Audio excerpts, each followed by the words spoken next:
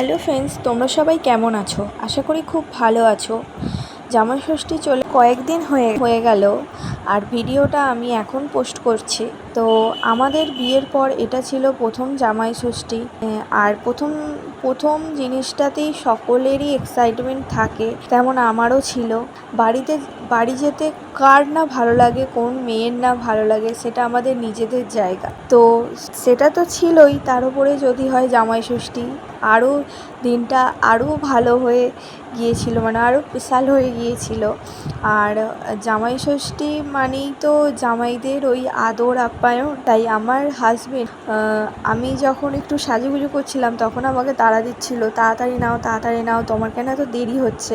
আমাকে একটু বকুনি দিচ্ছিল, তুমি কী করছো এতক্ষণ ধরে, এত কিসের সাজা, তাড়াতাড়ি নাও। আমি এইদিকে বলে যাচ্ছিলাম, দাঁড়াও, হয়ে গেছে, 2 মিনিট দাও।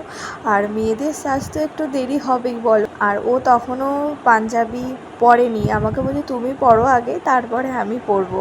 আমার পরতে 2 মিনিটও লাগবে না, আমার 1 মিনিট হয়ে যাবে। আমার 2 মিনিট হয়, ওর 1 মিনিটে হয়। সে যাই হোক, তারপর আমি রেডি হয়ে নিলাম সুন্দর করে। আর আমার সাজটা দেখে বলো তোমরা কেমন হয়েছে। তারপর আমি আর ও দুজনে বেরিয়ে পড়লাম বাড়িতে যাওয়ার জন্য, আর ওর জামাই ষষ্ঠীতে যাওয়ার জন্য। তো আমরা দুজনে গাড়িতে অনেক গল্প করতে করতে পৌঁছে গেলাম বাড়িতে।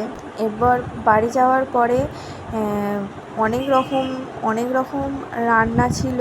তারপরে এদিকে ছিল জামাইকে দেওয়ার প্রথমেই যে ফলার হয়, সেই ফলারটা। আর এদিকে আমরা হাসছিলাম, কারণ ও আমাকে বলছিল যে উপহারটা এনেছি সেটা তুমি দেবে, আমি না। কিন্তু আমি ওকে বলেছি আমি না, তোমাকে দিতে হয়, ওটা তুমিই দেবে।